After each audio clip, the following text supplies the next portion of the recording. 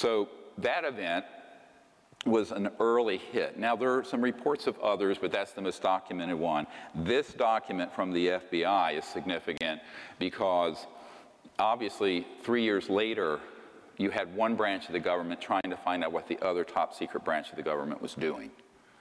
You can tell by the tone of it. I made inquiries through here and there. So it's a bunch of skullduggery that happens between agencies and competition. And there's always been competition between FBI, CIA, Air Force intelligence, et cetera, and so on.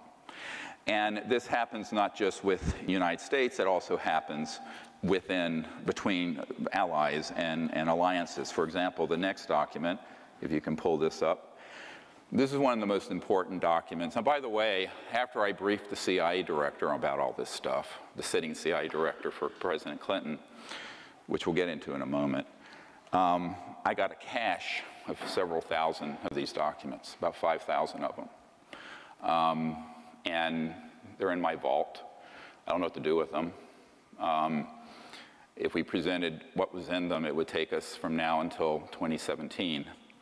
But let me just say that this document was accidentally released by the Canadian government, and if you look at the date on it, 1950, November 21st. How ironic. This is the 65th anniversary of the writing of this document by Wilbur Smith, who had a top secret clearance, and he was tasked by the Canadian government to find out what the Americans were doing.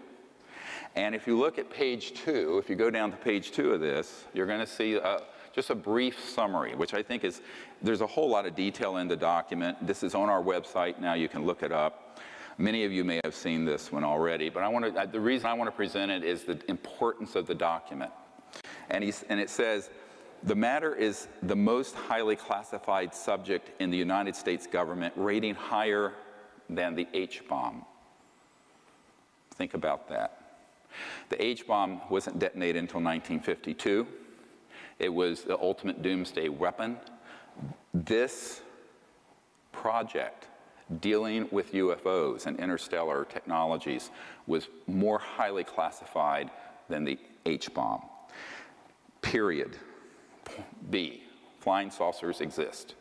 Period. Their modus operandi is unknown, but a concentrated effort is being made by a small group headed by Dr. Vannevar Bush, who also worked with Edward Teller, Oppenheimer, and others. And 4, the entire matter is considered by the United States authorities to be of tremendous significance. I have a whole dossier that a Canadian put together of the Wilbur Smith investigations on behalf of the Canadian government to find out what in the hell the Americans were doing with these extraterrestrial vehicles. It's a fascinating case. Now, the reason this is so important is that it acknowledges several things: that they exist, that it's the most secret issue in the US government, exceeding the secrecy of the H-bomb, and that a group had been put together to study how they operate. Well, they were studying material recovered from one or more interstellar crashes that were the result of using these scalar longitudinal electromagnetic systems, which Tesla had worked on and others had worked on in the early part of the 20th century. Keep in mind that by the early 1900s, there had been experiments done on not only scalar and electromagnetics, longitudinal systems, which are, just to put it in a simple layman's term, the light in this room that we're looking at, it has a wave function and a particle function. It goes 186,000 miles a second.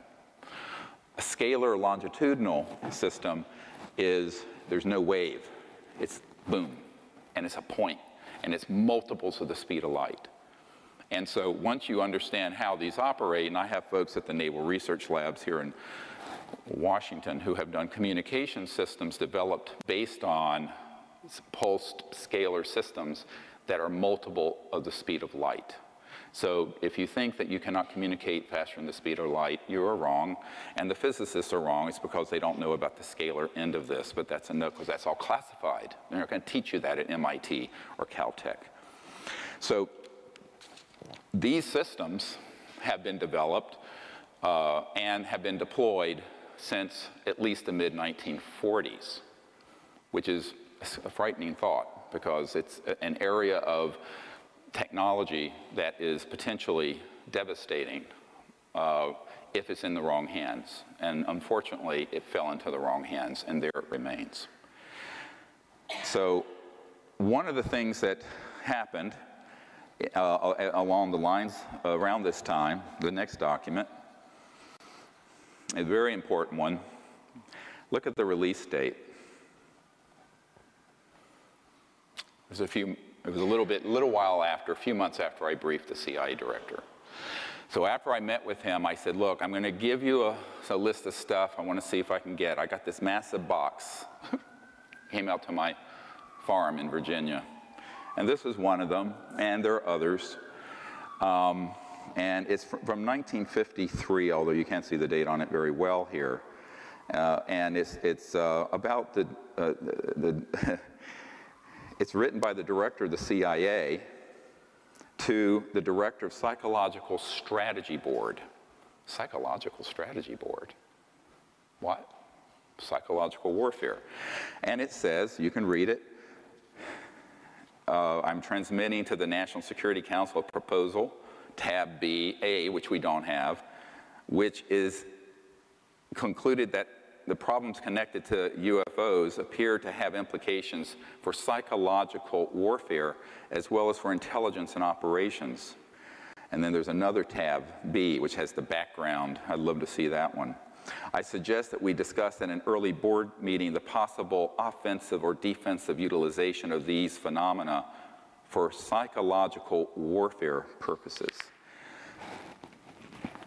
Remember this document 4 hours from now, because basically what they concluded was they needed to do a few things. They wanted to be able to set up a deception around the subject and put out false information, use it as a cover story for classified aerospace research. So oftentimes there will be something that happens and it will look like a UFO, and it's actually a Northrop Grumman. My uncle's company was Northrop Grumman. He worked on the thing that landed on the moon, the lunar module. Or Lockheed Martin Skunk Works or some other aerospace entity, and it will be 100% man-made, and the public will say, oh my God, it's a UFO. And they'll not correct them. There's no correction forthcoming. They want you to believe it's a UFO. Why? Because it provides a cover for classified research with technologies that, if they were allowed to come out, would terminate the oil and gas and coal industry. They're using zero-point energy and gravity control. Which then brings me to the next issue, and that is by 1954, October, so now we're 61 years plus 1 month into an era, and this was confirmed to me by the third highest ranking official at the Naval Research Labs and the highest ranking scientist, in other words, someone who wasn't a bureaucrat, at the Naval Research Labs, which Thomas Edison founded, and the Naval Research Labs is the largest defense lab in the United States. And Richard Foch, and I knew him for many years before he passed away of prostate cancer not too long ago, was this gentleman. I've never wanted to discuss who he was until he passed away. And he was a very senior guy in this system. And one of the things that he shared is that he was in the vault, the same vault that the next document came out of, which has a great story behind it.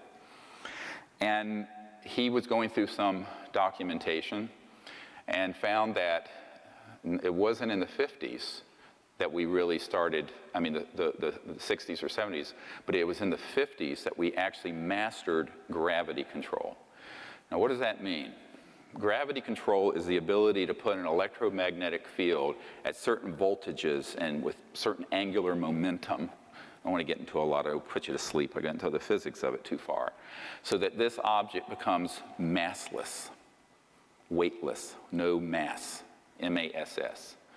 So the mass component, and this has to do with angular momentum and things of this sort of the subatomic particles can make this object so light that it has no mass, which means if you look at your physics equations, velocity is inversely proportional to mass. Go look it up. So if mass becomes 0, velocity can go to infinity in a given amount of energy, which means you can move into another dimension. It doesn't go to infinity, you go trans-dimensional. We'll talk about this some more later. And this began to be experimented with in the 1920s. A guy named T. Townsend Brown developed a system using crystalline structures and very high voltages going into an object so that an object would begin to levitate. Marcel Vogel, one of the chief engineer scientists for IBM in North Carolina on the Reynolds estate, did the same thing in the 60s and 70s. One of the members of my team and one of our disclosure project witnesses worked with Marcel Vogel doing this with crystalline structures. And it can be crystals, but it can also be nanocrystalline materials such as metallic. So, as you know, most metals and rocks are crystal. Actually, water is crystalline. We're crystalline. So you can put this system around almost anything, and it will begin to become increasingly massless. Now, it doesn't have to be 0 mass. Maybe it's 0.1 mass. So it's still materialized. You see it. But it means, man, can you accelerate this thing? So it means you can, instead of going like the space shuttle at 25,000 miles an hour, you can go at several million miles per hour and take a right turn. And there's no deceleration effect because everyone on board is corrected for 1g. So this is what they began, 1g gravitational force. So this is what began to develop in the 20s, got taken into some Army Air Force projects in the 30s and 40s, and was Adolf Hitler's secret weapon. Adolf Hitler, they weren't making the progress on the atomic bomb that we were, but they had almost perfected gravity control by the time World War II ended. Now, one of the things that the OSS did, the Office of the Special Services, which became the CIA after World War II, they had something, you can look this up, called Operation Paperclip. And Operation Paperclip, a whole book was written on it not too long ago, about how they would put a paperclip on the file of the Nazis that we didn't want to go to Nuremberg and execute, but whose knowledge was so great that we wanted them as part of our program. We wanted what they knew. So one of these guys is a guy named Wernher von Braun, who, of course, invented the rocket, the V-2 rocket for Adolf Hitler. Hermann Oberth. These were all the giants of rocketry and aerospace for Adolf Hitler. They became the foundation of, brought in by the CIA, what became the CIA, of our space program in the 1940s and 50s, which is how we leapt ahead of the Soviet Union, because we took all those people first, ahead of the Soviet Union. Interesting bit of history. You don't read this many places. But a lot of what I'm telling you is in conventional history books, not the UFO part. That's been sanitized out. That's forbidden knowledge. So as a result, by the time we had those guys and the experimentation that had been done by T. Townsend Brown, whose work became a part of a corporation called the RAND Corporation, which still exists, a huge think tank,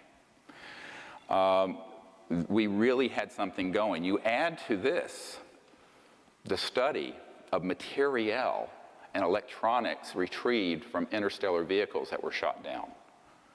So a lot of people say, oh, well, the things we have, are they all just reverse engineered from interstellar ET? I said, no. The laws of the universe are universal, and the mind of man, just like the man of an ET, can unravel the mysteries of the universe. And so it has come to pass.